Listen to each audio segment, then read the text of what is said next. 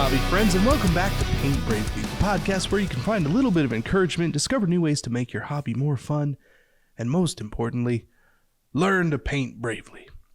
All right, we are at episode 101, past the big 100, which means we're coming up on 4 years, so another milestone almost ready to go. I know it's already like we're going to celebrate something yet again. I don't know why, but I just thought I'd mention that. It's freezing cold where I am, so we're gonna get down to some hobby stuff. I think we both got some interesting things to talk about, which maybe doesn't always. I don't know. It's fine. We'll get there. It's hobby stuff. Brent, what have you been doing the last few weeks, hobby wise? Well, I've been priming with my new favorite color primer, new Terra Cotta. Now, previously on Paint Bravely, the podcast, I've talked about how I like a red-brown color as a primer, a Terra Cotta. But I've recently found this color called New Terra Cotta, which is just a lighter shade of red-brown, lighter shade just of Terra Cotta. Slightly more refreshed version of Terra Cotta, or like some kind of red. Yeah. But you know what? It's better. It's a step in the right direction. I can make a solid argument that this is the best color to prime the vast majority of minis with. Yeah. Yeah. You gonna paint some Caucasians? Boom. This is your tanned Caucasian flesh right here. You gonna paint some gold? This is a fine undercoat. You gonna paint some leather, some fur, and anything else that's brown? It's a fine undercoat for red, for orange, for yellow. It's got that warmth. So many new painters are taught to prime with black. Well, that's true. Well, you're going to have to, no matter what paint you're putting over that, you need at least 2, maybe 3 layers, sometimes more. That's true, yeah. Black is unforgiving sometimes as a primer. Yes, it is. Now, you got other folks say, no, prime the complete opposite of that advice. That advice is so bad, we're going to go in the entirely opposite direction, prime with white. And yeah, you get brighter colors when you're layering over white. But you forget to paint a little nook there in the armpit. You forget to paint a little bit in between the hilt of the sword and the kidney. Well, you're gonna get a bright dot of white just flashing at you, narking on you, just telling the world that you didn't even bother to paint there. And so at least black doesn't have that problem. Those white spots, they show. Every little spot you forget to paint shows. If anything chips off, that shows. Yeah, that's true. Not a problem with new Terra Cotta. New Terra Cotta, you forget a spot, you're like, oh, there's a little bit of flesh or leather, or look, there's a little booger in there or something. Yeah. So that's my case. New Terra Cotta. I looked this up. It can be called New Terra Cotta. It can be called Baked Terra Cotta, Deep Coral, or my favorite, Zesty Coral. So it is kind of in between what you might call a coral and Terra Cotta. So just somewhere in the middle, right here. Now, the particular bottle I'm holding, for those of you who are not watching us on YouTube, Paint Bravely the podcast, this is a bottle from Bear. And I actually don't recommend this because it's a little bit hydrophobic, and like I was getting just a little bit of beating. Like the actual finish of the coat was not perfect, but is it like flat or like satin?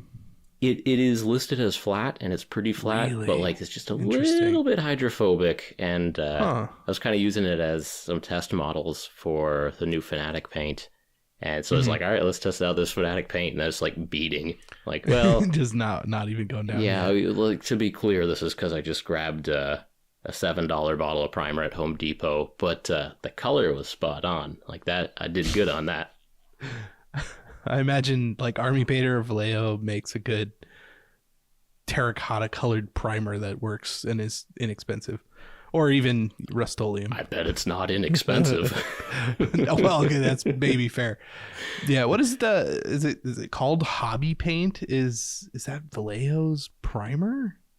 Are you talking about like a spray can of primer? Yeah, and it's called Hobby Paint or something like that. I don't know. I can't remember. I've never seen a rattle can of.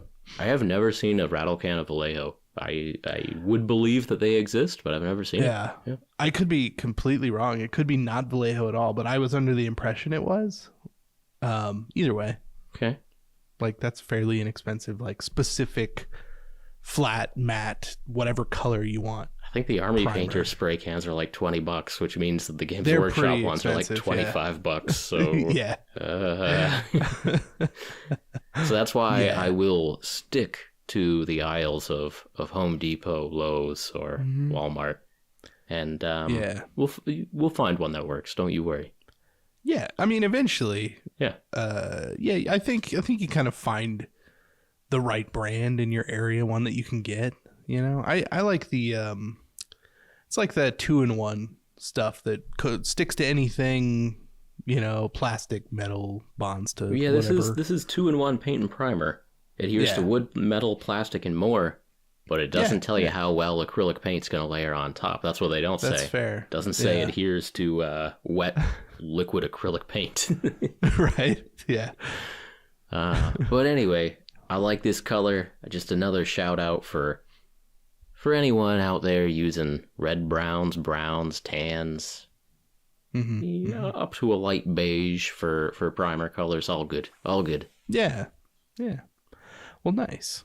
Yeah, I still stick with the old black primer and then a white zenithal with ink through the airbrush, because then you get the darks and the in the cracks, and you get the lights with the white.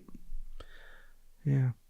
Well, that's a great way of doing things, but I sometimes I like to take it back to just something I got at the in the aisle of Home Depot for primer, just to remember my roots.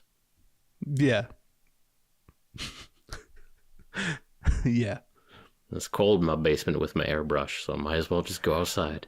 That's true. I mean, at a certain point, yeah, it's kind of like just a rattle can outside. I mean, it's like it's been super cold here, and I have some primer left in cans, and I'm just like, well, I have all these models to prime up, so I'm just gonna step out of my warm working area, prime, and then run back inside and let them sit, and that's just fine. It works.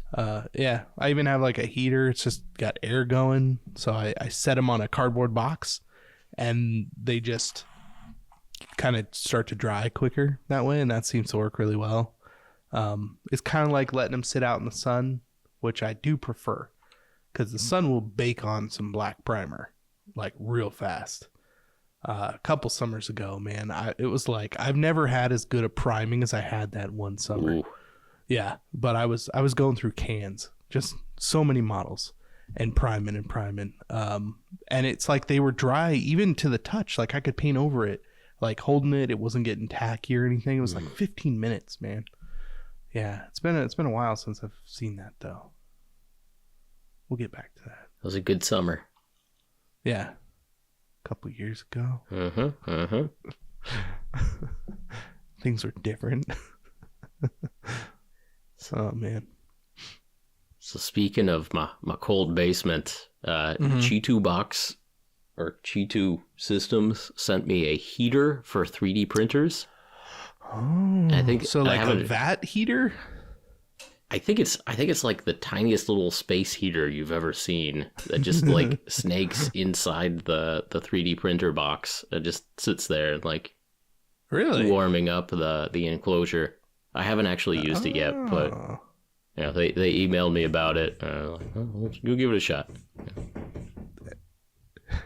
And it's actually like Chitu Box branded little space heater. That's interesting. I mean, I'm curious.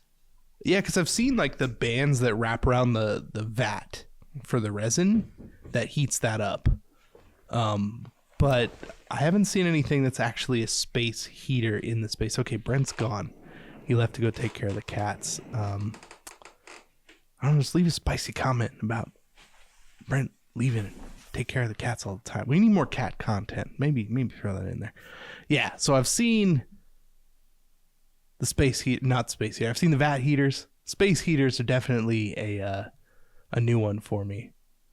I assume it would work. That's how like the GK2 one is. There's like a heater underneath the vat and the screen, and it heats everything under there and the vat to whatever temperature, you set it at, and it kind of holds it there. And man, like that, I assume it's that more than just the printer, because I can't imagine the printer itself is that different than any other 3D printer. But having the heater element has made 3D printing way more reliable for me. I bet. At least in this area. And it's been pretty cold, so yeah. I've been doing some printing, and in the winter, it's always a roll of the dice whether things work or not. And things have mostly been working, and so I haven't bothered to set up that heater yet. But hey, we'll see how it goes. There's a seasonality to this hobby. Like things go in cycles. It does seem that way, yeah. I definitely get like certain feelings certain times a year where I'm just like, okay, it's really hot outside. I want to prime. I got to build everything. I got to prime everything. I want to have this like stockpile. Like I have this goal at some point to, I don't know, I'm going to need help. I'm going to need at least like a couple of people who know how to build models in my space for like a week straight. And I want to build every single model that I own. And I want to fill the like cabinets that I have, all the empty space with the unfinished models that will eventually then take that space up as they're painted. And I don't know when I'm going to do that, but that feels like a summer thing. Like it's time to get everything out. It's time to build it and prime it and have it ready to go. So eventually that's going to happen. But yeah, let me know. I'll come over to your house and just live there for a month. We can do that. It seems fine, especially in the summer. I mean, there's not anything too terrible in here. Too terrible. I mean, I like the idea of iguanas. Yeah, that sounds good. Scorpions, no. But anyway. No, I haven't seen one of those in here yet. I think you're all right. Anyway, what else you got? What else is going on? Man, I'm making this probably a long time coming. We've been doing this for like, 5 years? Something like that. Almost 6 years? I don't know. It's been a long time at this point. But I've never made a video strictly about like stripping and rescuing models and like what all that means and what that entails. I've never actually made anything like that. It's just kind of a given as you watch anything that I've made. It's like, well, I just bought them used and that's what happens. And, occasionally some information on the search parameters that I use on eBay and those kinds of things, because people ask pretty often. Yeah. So it's a good reference point. But I've never made a video strictly about just that thing. So I've decided that what I'm going to do next is just like a primer, like a 101 on start to finish how to do that and like the tools you need and all that stuff. So I got out my giant pickle jar, because you need a giant pickle jar. Yeah. And I put 69 little monopose Gretchen in there. Nice. That I got off eBay. Nice. Yeah. This dude was selling a set of 69 of them for $20. Nice. Which is one of the better deals I've ever gotten on eBay. I don't know why he was selling for so cheap. I asked him about it and he's like, yeah, I just I bought them a long time ago. Didn't care about them. They've been in a drawer for however since they came out, and I got them out and I don't want them. So there you go. Yeah. He seemed pretty excited to get rid of him. He also, there's a funny story actually, and I think I may have mentioned this a while back, but it's specifically with these models. He messaged me like 2 weeks later and he's like, have you gotten that package yet and opened it at all? Because I usually get stuff and kind of let it sit around and then eventually open it and like leave feedback and stuff. I'm kind of bad at that actually. But he's like, I think my wife packed them up and left her wallet in the package like of models that I got, and I felt bad because obviously it was like a few weeks out or whatever, and I did check and no, she did not leave her wallet, but I thought that was pretty funny. It's one of the weirder like messages I've gotten on eBay. I remember that. That's pretty funny. I mean, yeah. Hope they found it. Sounds like they did. Sounds like they definitely did not, but yeah. Just shipped it off somewhere with some models. Like, I guess I got your models and your identity. That's great. Yeah. But yeah, so I got the pickle jar out. It's filled with Ellie's Totally Awesome, a bunch of minis. Been working with Sonic Cleaner, just doing all the things. But that's mostly what I've been working on, and that's been pretty good. And I mean, I've got all this like content to pull from. I don't actually need to shoot new footage, but I've been using like this little light that I got for Christmas and putting it behind the glass and swirling the pickle jar around. It's been kind of neat. So I've been pretty happy with that. Artistic. Yeah, All exactly. Right. Trying to be artistic, you know. Trying to have a bit more fun. Right on. Right on. Yeah. Okay. Yeah. Okay. Well, what else we got here? Ooh, here's a fun one. Speaking of social media and putting things out that people will appreciate, I had my best ever Instagram post, and I am dubiously proud of it. But let me tell you the story.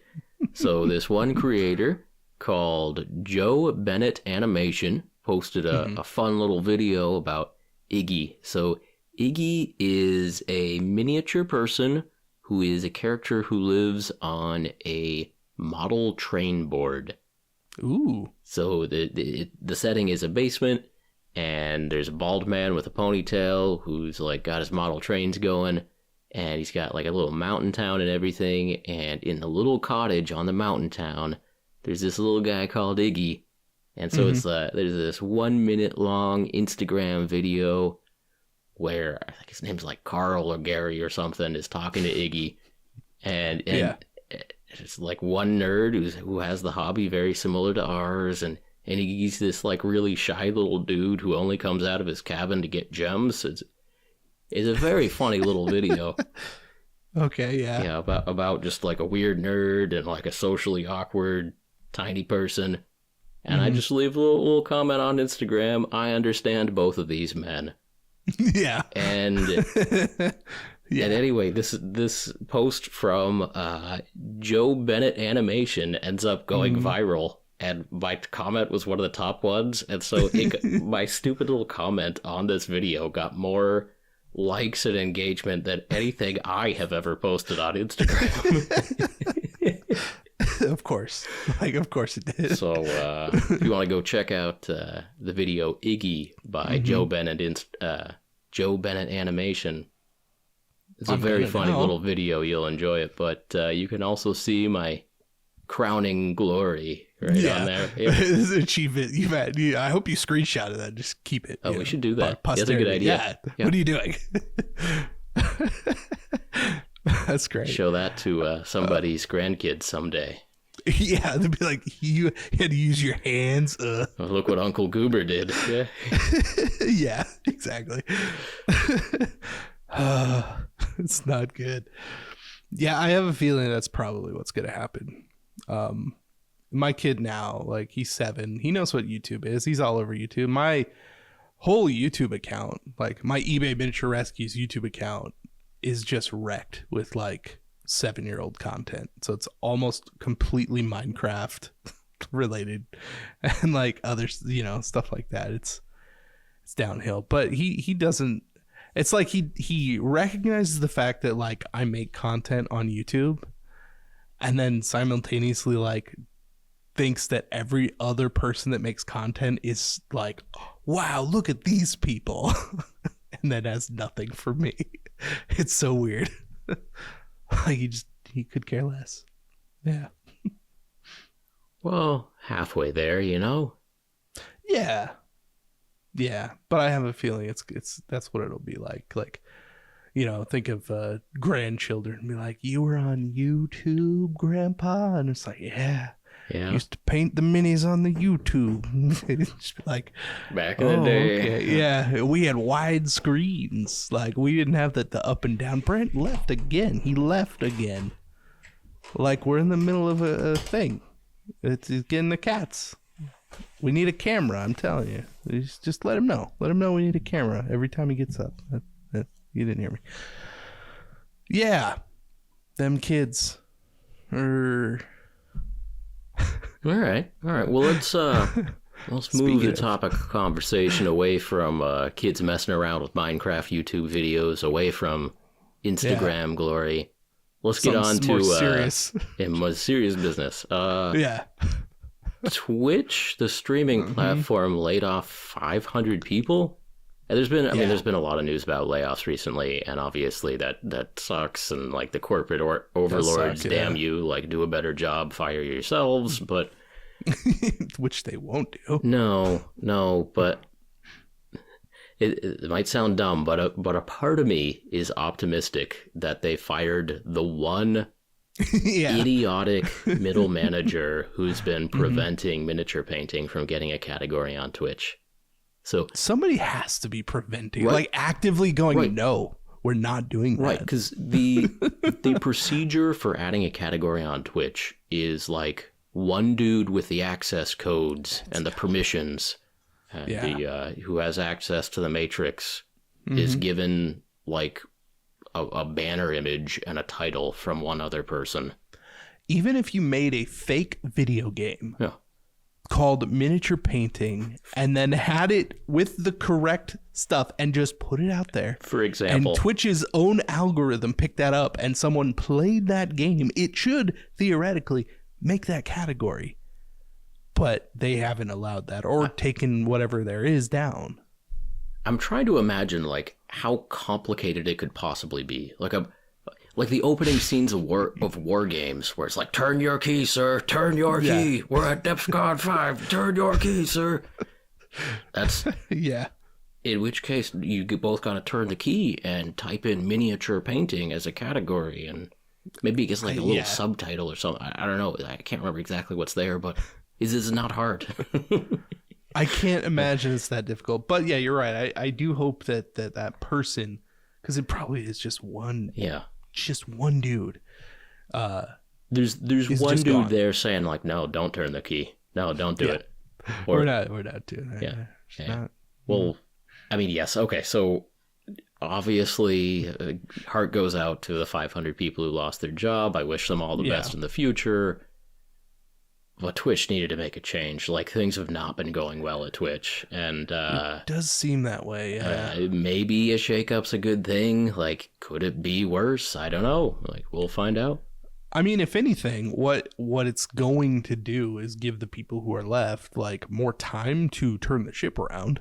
I mean, I'm sure that was what they were thinking. It's got to give them more runway towards profitability. Yeah. Yeah, because if they're not doing well as a company, then like keeping 500 people, which is a lot of people to pay like a full salary. Sure. Like, how many months does that last? And how many years did they just gain for doing that? I mean, it sucks, but it is what it is, right? Like, who knows? I mean, I don't know if there's anything personally that would get me to want to invest more into Twitch. Like, I'm not seeing anything because it feels more like everything has become this weird, like, streaming Patreon for people. It's like, well, I like the handful of people. I'm not going to, like, care what Twitch is doing per se. But I don't know. I don't know what the answer is for them to turn that around. Like, yeah. I don't know. So you as a creator, I don't think you need to get on Twitch if that's not what you feel like doing. I mean, no. Yeah, but there are plenty of creators already on Twitch who could use just a little bit more support in helping connect with audience and that sort of thing. And maybe if they fire 500 people, they can go from 16 ads per hour to 12 ads per hour, and that might make things more watchable and help the who knows. That's fair. But, actually, I can imagine that being a big part of it anyways, like not wanting to watch. I mean, like, YouTube did the whole premium thing for ads, right? Like, and do something like that. And that does exist for Twitch also. Yeah, that is a thing. I had no idea. Yeah. Apparently. I had no idea. Apparently. But I don't know. The news of the layoffs happened a day or two ago, and I've got a couple of contacts at Twitch that let's see. The next time I'm writing some emails, I might just send those two email accounts a message just to see if it gets like auto returned or not. Yeah, because that's probably what happened. Yeah. They would have just deleted the actual email so that they can't like log back in from another computer or something. Yeah. So yeah, you know pretty quick. Dear Iggy at twitch.com. Are you still there? I hope all is well. if you did get laid off, I really hope you don't receive this message. But sorry for bringing that up. And sorry for bringing that up. I hope, that's the worst case scenario is that they got laid off and the email still finds a way to get a push notification on their phone. So they're lying on their couch, 3 days after being laid off, depressed, stressed, unhappy, not been sleeping well. They get a ping from Brent at Goobertown Hobbies. It says hey, how you doing? How you doing? You still employed? Yeah. You still The employed, response will big be, guy? and this is why miniature painting doesn't have its own category. So just check it up to see how we're coming on that miniature painting category. Yeah. Get up. But no, so I am a stupid little Seinfeld level of situational comedy of I kind of want to know if I still have contacts at Twitch, even though they were pretty much good for nothing. But I also a little bit worried of emailing somebody who just got laid off. But the hope is if they did get laid off, that their email account no longer works, or at least they've long since stopped checking it. So, I mean, I feel like overall, right, like worst comes to worst, maybe he's like, oh, I got an email on that account. I should probably get rid of that. Yeah. Like he wouldn't necessarily like open it and then respond to you. Or maybe best case, they need to vent, and then I finally learn what's been going on behind the scenes. Ooh, yeah. I learn about the nuclear code situation there. Yeah. About just be the person who breaks the story. What's the darkness behind Twitch? Yeah. Yeah.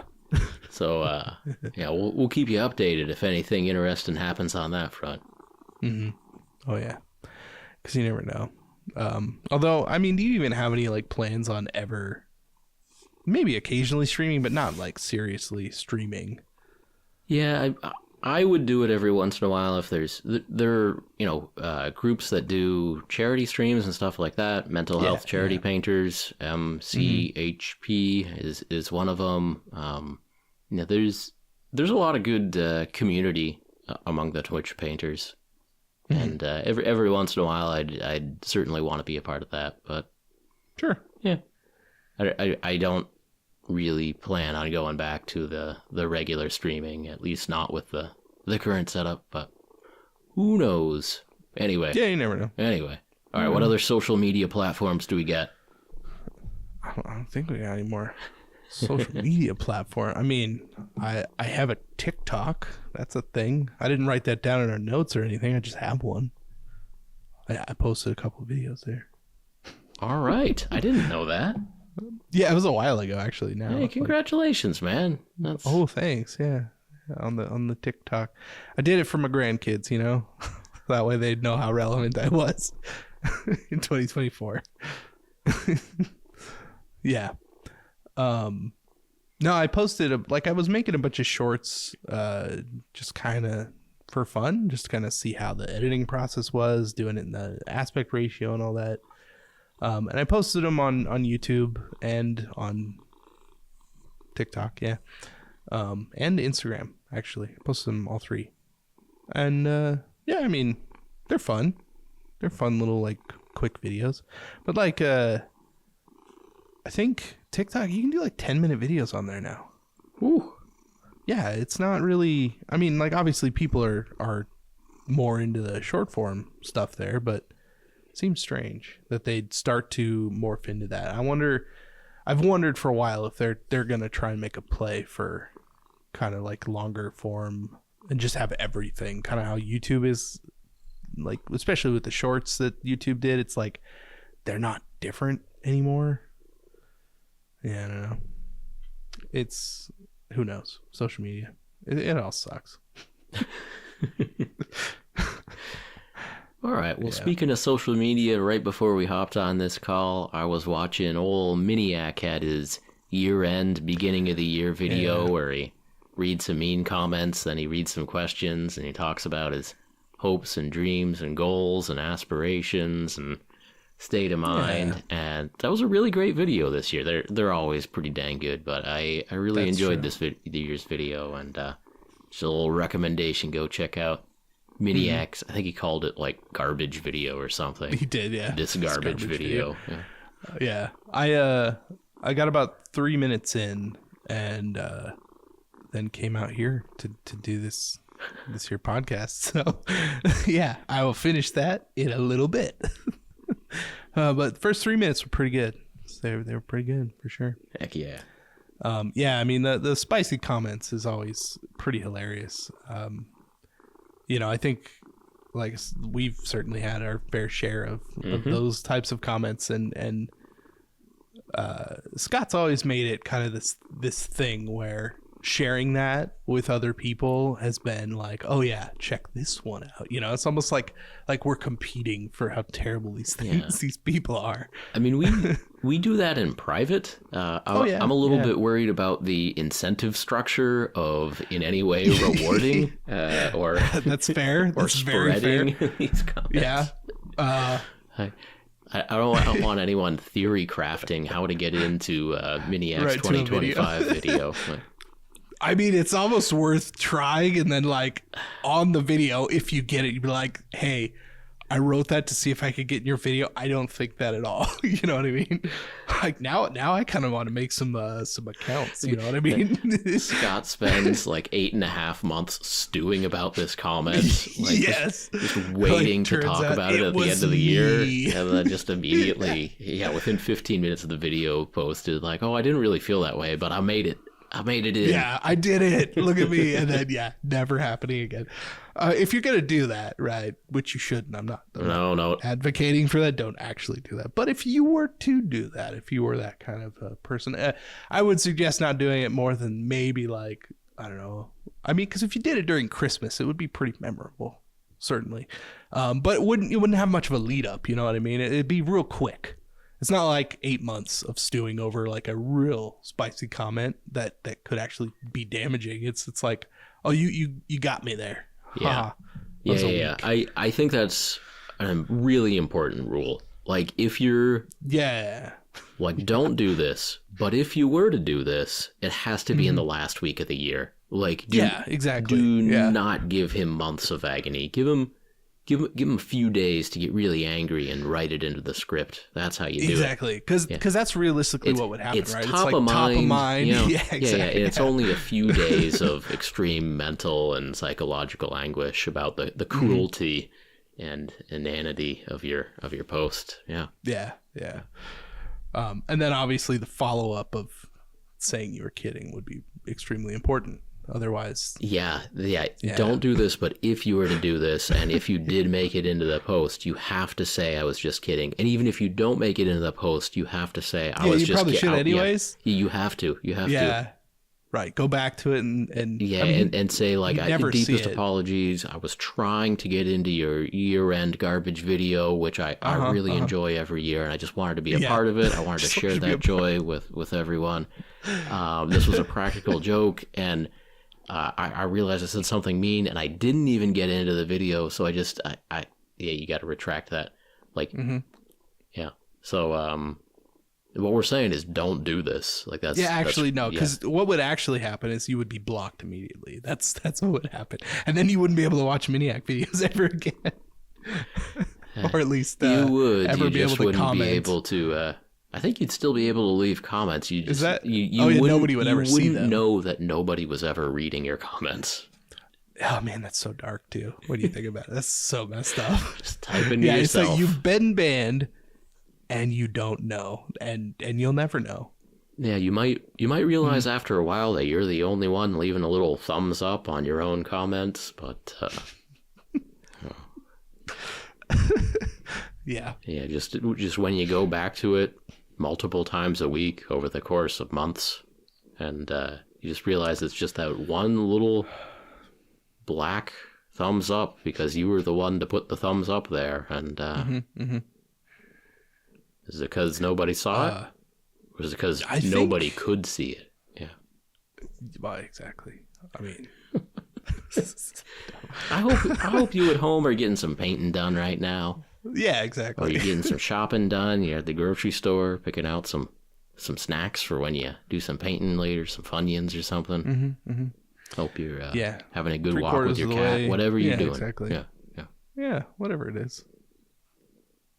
Should be having a good time. All right. We've beat around the bush. You got a topic, don't you, Casey? I mean, I guess. I don't. It's not really a topic. You still have the nerve for it? I mean, I'm fine. Right. I'm fine with stomping on someone's precious work that they spent months, maybe even years. It's about to take a turn over here at Paint Brave for the podcast. It's gonna get dark. No, I got problems with the Mantic Veermyn that I just bought, and it's kind of unacceptable problems too. What's a Veermyn? So Mantic has a bunch of models that they've got their own like war game, tabletop war game, right? And they got little minis you put together and you put them on the plastic bases just like the Warhammers. And like for the most part, like, okay, there's some that look pretty cool. I think there's some cool stuff about them. But I got the like firefight box right there. Okay, here we go. Ooh. Yeah. I like that sound. Anyways, I got the firefight box. It was on sale over the holiday season, and I mean it was fairly inexpensive for what comes in here. I mean, there's, I don't know, 50 models in this box. It's a big box, right? So comparing that to something like a Start Collecting box for Warhammer, it's a pretty sweet deal. I think I paid $70 for it, like with free shipping. So like pretty awesome. And I've been looking at these models for a while. I've been wanting space rats for a while, like made a video about it. A lot of people said, hey, these Veermyn are what you're looking for. Like they already exist. And yeah, for the most part, I think in the promotional materials for the army, they are really cool. Like there's certainly something, like I saw it and they were painted with the, nice yellow to orange transition on all of the armor and all the stuff, and I thought that was great. They look really cool. Unfortunately, I got them and I opened the box and I was instantly disappointed. No instructions whatsoever. Not, again, that they're not super difficult to figure out and put together, but it's kind of like it didn't quite feel right. There's not like a little booklet in here. It's like, here are the things that are supposed to be in this box. Here's the order in which you're supposed to put them together, and here are the base sizes for each model, right? Just something simple. So it was kind of like, okay, well, I built plenty of models. I know how to build these. But I imagine if you have never built a model, you might be a little overwhelmed. And that kind of just leaves like a bad feeling. So it's kind of like, okay, well, if this isn't good for new people in the hobby, then I don't really understand the purpose of this. Okay, no instruction book. Continue. Yeah, no instruction book. The second kind of major thing that I noticed was that the bases that it came with were either on a sprue, or they were laser cut MDF. Which felt super weird to me. Like, it's not uniform. They don't just come with cheap plastic bases or something, even if they were on the sprue. Yeah. Either all MDF or all cheap plastic, or it feels weird to have both. It feels weird. And again, like, not the end of the world necessarily, but like it's kind of nice to have like a uniform base, right? Like they're all the same. Now, luckily, like I have come into a pretty hefty supply of bases recently. Merry Christmas. Yeah, like not the hugest issue overall, but again, that's another expense. And if you're new and you're looking to have this like nice clean army, then like that's already gone. You're not going to get that. And I just feel like that's a weird choice, right? The other thing is when I started putting this stuff together, like the plastic that it's made of is some janky plastic.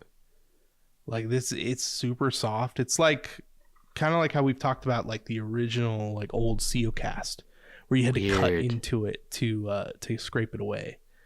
I thought they were using polystyrene. I mean, it is like hard plastic, and it is HIPS. Like they're it's done that way. But whatever, I don't know, maybe it's like they're using, recycled stuff, or I don't know, whatever it is. It feels super weird. And most everything on the sprue has like just a gnarly mold line, or is warped in such a way that like makes it not actually fit. And it's weird too, because like some things, like I've got this really pretty cool looking digger rat tunneler thing. It's like a big vehicle. It's got tracks on it, it's got a back end, it's got these like nice big teeth. The detail's really nice. The plastic feels hard, and the mold lines weren't actually super terrible. Some of them were in real terrible spots, like in between teeth of like saw blades kind of thing, which I hate so much. Yeah, that's real it's like when they're on tubes, right? Like ribbed tubes, and there's tubes just a mold or line running down crosshair, like, or okay, so there were a couple of those, but not too bad overall. But the like actual fit on the plastic where they're being glued together, it's like, well, this is a big flat piece and it's like warped, so there's a huge gap in there. And it's like, I don't have instructions to know if I'm even putting it together properly or doing something. And it's like, I can shave it down and I tried a bunch of things, and it's like, nope, it's just a gnarly gap there. Ooh. Okay, cool.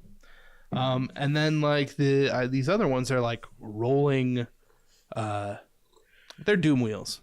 Yeah, basically. Some sort of a mono wheel cycle with rats equals a doom wheel in the future.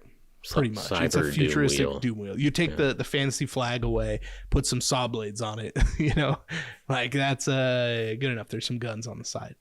Like that's all fine, but it's like this piece of plastic is basically one mold. It's not like a bunch of parts that you put together and then put in there.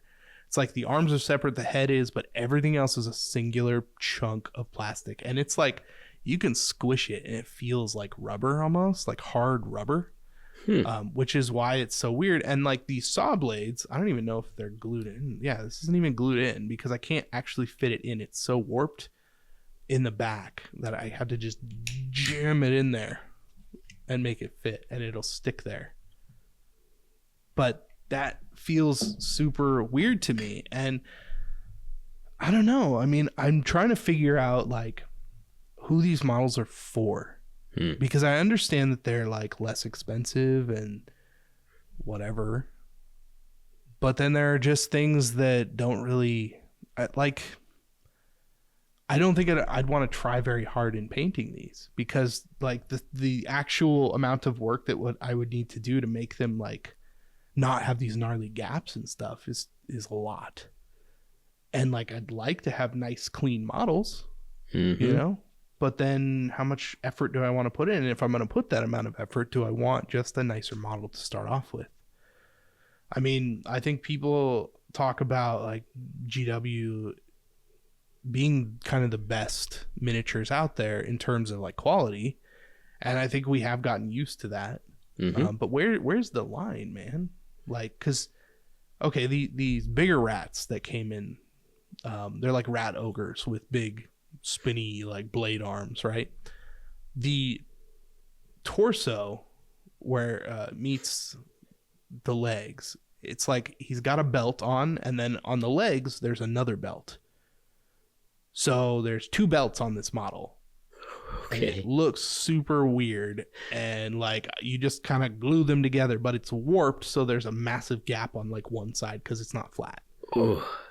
And it's like, come on, man. In best case scenario, you didn't know how to put it together right because there was no instruction book, and worst case, it just comes with a big gap. Okay. Yeah, worst case, this is how they are, and that's just what it is, and I guess you just live with it. But it's like, I don't know.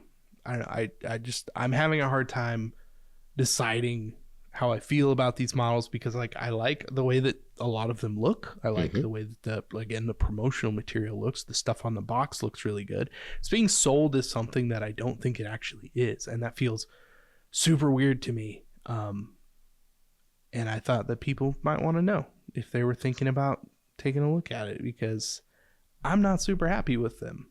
Yeah.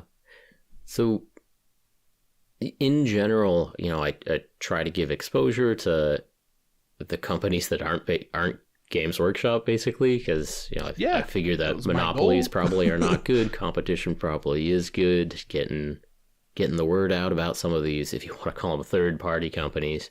I actually have not done much with Mantic. I've assembled a whole lot of their older skeletons for Kings of War, and that's about it. And that kit was fine. I liked that kit, I've seen Kings of War kits, and I've seen them more recently, and they seem much nicer than this. Really? Okay. So they seem that way. I don't know how long these have been around. So that certainly could be playing a role in there. But if knowing that this exists right now, and I bought it and it was brand new, it doesn't make me want to go buy Kings of War stuff. Sure. That's not a great look for anybody, you know. We know that Parabellum has had issues with their early stuff, right? Their newer stuff looks so much better. Indeed. And that could be the same case with this stuff. This could be early stuff done by a caster in the United States or something, and not in Poland or wherever the good stuff's being done these days. I don't know the full story, and maybe that's something that we'll end up finding out, talking to people at conventions and whatever. But for now, man, I don't know. Yeah. So if you're familiar with the Mantic line, I'd love to hear more about it, because we've definitely met people who are big fans of especially Kings of War, but other their products as well. And is just disappointing to hear, because you were excited about the Veermyn. Yeah, the Veermyn. The Veermyn. Yeah. Yes. Like vermin. I got it. I got it. Yeah, I got it. It's good. Yeah, I like it though. Yeah. So if you know anything about that set, we'd love to hear about it. And well, that's too bad. We tried to give benefit of the doubt for the third party companies, and Mantic's one of the ones I might call is medium sized company. Yeah. No, they've been around too. Yeah. But I just don't understand. And I don't know. I hope that I just got the worst box that they produced, the last one on the molds before they had to redo the and they ran out of the instruction booklets 5 boxes ago, and something weird like that, because it was the box looks really cool, right? And then I start looking into this stuff deeper and thinking okay, well, the angle that they took the pictures at hides most of the things I have a problem with, right? The gaps. So they knew. Yeah, that's one of those things. It feels like they knew, but then intent. I don't know. Yes. And exactly. Am I just ascribing that to them because now I feel that way, or is that the case? It's really hard to tell. Yeah. In all honesty, no, they're probably not trying to screw anybody over or doing anything. And I'm sure a lot of people like this stuff for what it is, but I thought I was buying something else, so I feel disappointed. It's an MDF Stompa all over again, isn't it? Ooh. Now, see, that at least I could say was on me, because I did not read enough. But when it says, when they show sprues and they show the models completed and they look pretty nice in the pictures, clearly the gaps have been filled. A very good painter has painted them. It's wow, okay, I could see these working out pretty good. I could use these. And even then, comments on not even that long ago on the podcast on YouTube, people talking about these models because I brought it up, going I really like these. I've used them to make Skaven and to do conversions, and now I'm wondering how. Maybe it's a bits resource. So the digger that you were holding up, the digger that you were holding up looks like a solid piece of terrain. Oh yeah, right? Yeah. This could definitely be. From this from is the nicest thing GW, in the that's box. a $70 terrain kit, so you might be okay. Yeah. It's fair enough, right? And there's some cool stuff on here, and there was modularity, which I liked. But again, no instructions to be well, here are the actual things you can do with this. It was kind of good luck. I hope you figure out the way this slots into this from behind, and then this goes on here. And again, I put models together before, so I understand how that could work. But if you bought this brand new and you've not really put models together, this would be I guess I'm just not doing this. This is not the hobby for me. Like, that sucks. I wish the best for you, Casey, but I do kind of like this series of you getting things that you're somewhat disappointed with in the mail, and we could just kind of go through it together. Yeah. Yeah. Well, I also just spent $110 on the last Kill Team box with the Striking Scorpions, which I'm pretty sure like the Striking Scorpions are probably like a $50 box on their own. But I was like, this Kill Team has these Striking Scorpions, and I have lots of Kill Team stuff, so let's add to it. I'm looking forward to that, but it could be terrible. There you go. You know, like that other Kill Team that came out, the Prize Nexus that everyone hated. That was like really dumb and flat and boring. Yep. Yeah, it looks kind of like it might be that thing again, but I don't know, again, we'll see. That's kind of my next thing that's coming in the mail. Very good. Yeah, I got my tabletop world buildings, very similar to the ones that are behind me here in the setting. Mm-hmm. I got a lot of them. Yeah. I did not appreciate how large that box coming from Zagreb, Croatia was going to be, but it was a good. It's a hefty box. There is a big box. Yeah, and I actually think it might be the start, or at least a part of a video I want to do about kind of reduce, reuse, recycle in the hobby. So first of all, shipping a large box across oceans is not great for the whole environment. Secondly, our impact compared to anything else we could be doing is probably not that bad and nothing to be too concerned about. But the reason I bring it up is because what they use for shipping materials is crinkled up newspapers from Croatia. Ooh, fun. Which actually is a lot of fun. So it is fun. I like that. Yeah. Yeah, I cut out, I want to say like 20 Sudoku puzzles. No. Yeah. Numbers don't know no language, or at least those numbers don't know any language. Yeah, exactly. Those particular ones. And there's the Sudoku puzzle is actually right next to a couple of comics in the newspapers and the cartoon characters in the comics in Croatia have a lot more nudity than you might find in an American newspaper. But yeah, instead of being wrapped in bubble wrap or packing peanuts or anything like that, it was it was a serious stack of newspapers, but it was all newspapers, and which were gonna be printed and used anyway. And I'm glad they got to have a use as packing materials. And I recycled them here in America, and that's better than throwing bubble wrap in the trash or whatnot. And I was going through the papers, and I was kind of wondering if maybe I should just email the company and ask where they're getting the newspapers. Do they just have a couple of subscriptions just for the company? They don't even read them, they just pack them. But I'll tell you that all of the Sudoku puzzles I found, there were probably a couple 100 pages of newspaper, but all of the Sudoku puzzles were unique. So it wasn't like they're just go down to the newsstand and get another 100 newspapers, Yeah, right, of the same exact one.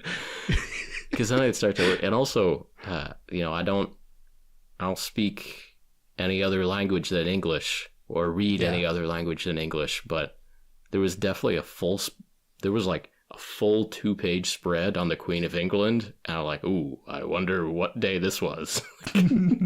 Yeah. I wonder if you could take a picture. You probably can find take a picture of it and just put it up, and somebody would tell you what. I recycled every other page except for the full 2-page spread of the Queen of England, because I figured some UK hobbyists might be able to decode the date on that page and tell me what might have been going on that day. Right, yeah, very specific things, yeah. Man. God rest the Queen, long live the King. I don't know. We got a lot of UK people out there on the internets. Yeah. Yeah. And Croatians too. Mm-hmm. You can have fun with anything. Even the worst situations in life, That's true. Reading a queen's obituary from Zagreb, Croatia. That could be funny. It can be, yeah. It would certainly be interesting in the least. Yeah. So there's that. But yeah, okay, so sorry, we wandered so far away from your disappointing models, but there's a whole topic there about when a model is worth your time and when it isn't. And that's a really important line. Like I've I do a lot of 3D printing, and when the model turns out awesome, that's great.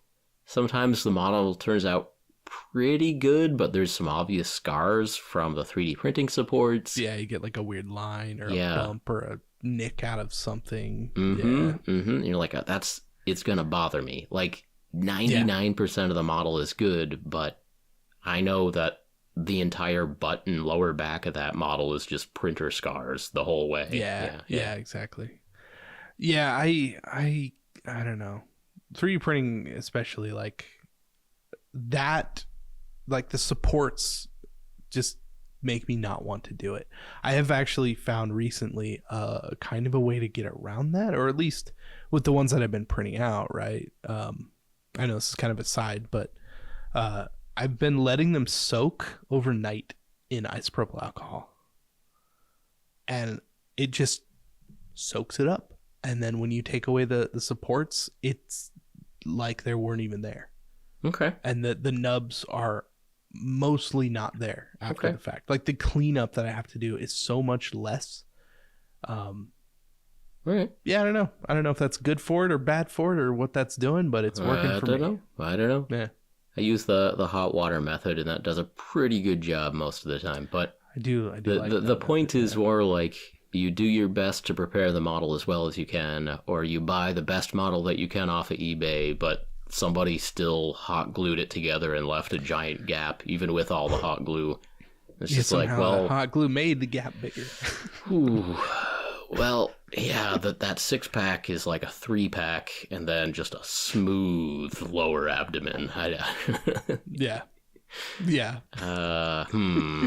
Is that, and I mean that's the nature of these models. We're trying to get cool figures that represent something in real life, and there's a lot of technical limitations there. There's a lot of skill that goes into it, and no matter what type of model you have, you can have imperfections from bad casts, mold lines, printer supports, gaps, stupid rats that don't quite go together right, And painting takes a long time. I mean, I've tried to calculate it before. Like if I'm putting a decent amount of effort in on a mini, like it's 3 or 4 hours. Like that's the amount of time I tend to spend on a miniature. Yeah, realistically speaking, that's how much time you spend with each model. I mean, it almost doesn't even matter too, like because you like if you are starting in the hobby, you're gonna spend as much time as you feel is necessary on that, which is maybe gonna be more. But then the better you get, it's not like you spend less time. You just paint the model nicer in that amount of time. Sure. So yeah, there's no like saving time here. Even speed painting, like if you're purposely trying to cut time, fine. Like, you're still spending time. Yeah, it's a lot of time. Even if you're going full out, like at best 45 minutes, like at absolute best 45 minutes. Yeah, and that's cutting some serious corners. Yeah, and you're not drastically improving the look of that big old gap in the rat gut. It's still there. Still there. Yeah, that's a lot of the thing with these, right? I'm thinking, yeah, if I'm gonna speed paint them, if I'm gonna do like an airbrush layer and fill in a couple of things, like what then is the purpose? And do I want to spend my time doing that because they're not the way I would like them? Yeah, for sure. There are so many models in the world, and you only have so much time, and when it comes down to it, like a bad show on Netflix, is this worth 3 or 4 hours of my time? Right. Yeah. You watch the first episode, and then you have to make a decision, right? Like, I guess in that case, at least most seasons are only like 10 hours long these days. So yeah. You watch Witcher hours. season 3, and then the elves show up on the screen, and you're like, "Oh my god, these are the worst elves I've ever seen!" Like, I remember them from the Witcher season 2, and they're just losers with those fake ears. Like, this is terrible. Like this. Oh man, They're just annoying humans with fake ears. This is not good. And then I bet Netflix has all the data of all of the people who have stopped watching The Witcher on Elf Scene, and I bet it's 70% of the people who stopped watching The Witcher halfway through is just stopped. Like, there's a freeze frame on, like, I bet it's like one particular elf too. Yeah. This guy, he's really bothering most people. Yeah. I wonder, man, like, what kind of analytics? This one guy just put off 647,000 people, and wow, that's something to think about. Like, do we tell him? Do we fix his ears? Guy, digitally remap his face and try something else? Yeah. Of course, that's interesting, actually. Netflix will, like, edit a show that's already out nowadays. Like, Stranger Things, like, edited some scenes in at least season 1. I don't know if they did it for other seasons too. But like really? Yeah. Which I had no idea. That's a whole other bucket of worms. Yeah. I mean, that's true. Not that that's a new thing, but like, I don't know. I mean, I haven't watched any of those seasons since they came out, so I don't know. I don't know. That's a whole other thing. It is. Yeah. But the point is, your time's valuable, and yes. and you know, if like a really nice mini, if the sculpt is good and the cast and everything is good, and you look at it, and it is, you know if it's solidly worth your time to paint. Yeah. Whether or not you'll ever find that time is a different thing, but that is a different thing, because if you feel like you want to paint it, then at least the investment that you put into it, like buying it and building it, means something, right? Because like, regardless of if you paint a model, you can still use it in a game, right? You can use it to represent something in D&D or in Warhammer or whatever game you play. That's fine. Yeah. I could care less personally about painted models on the table, because I think if we're here to play a game, we're here to play a game. So whatever. But obviously having a painted army is another level of accomplishment and like interaction with the game itself if you're playing.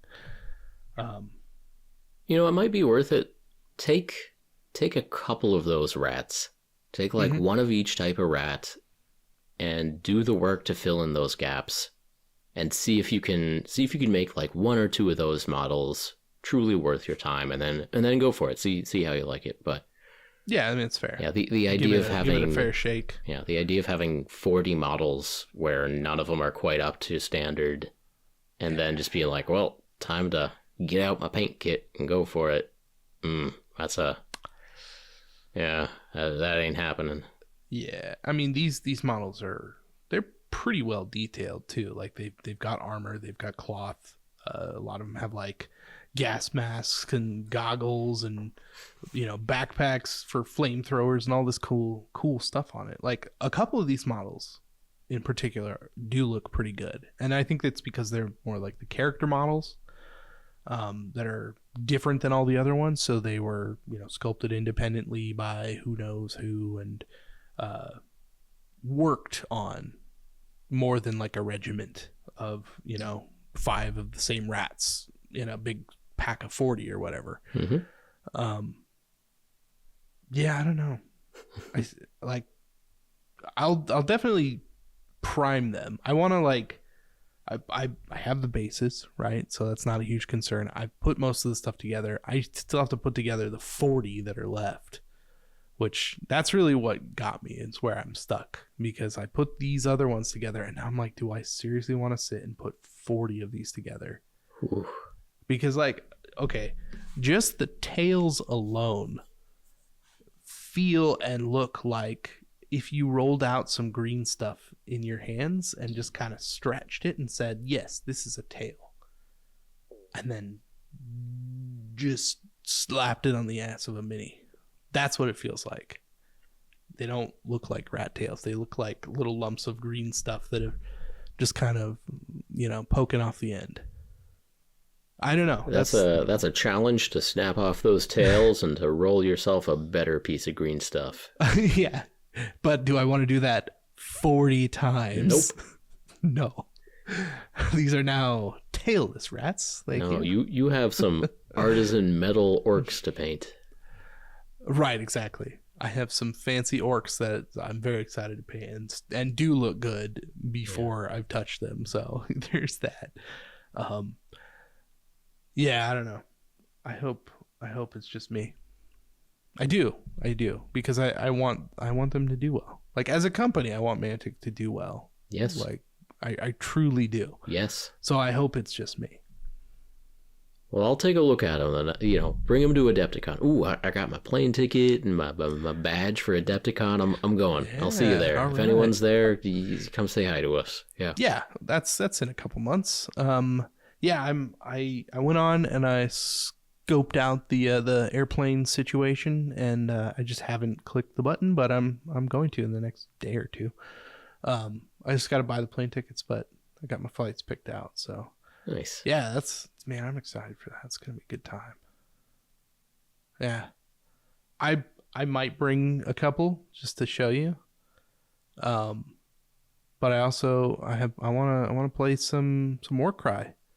Okay. We're playing Warcry with Zombies this year. Nice. That was on the docket. Nice. Right. So, yeah, got to do that.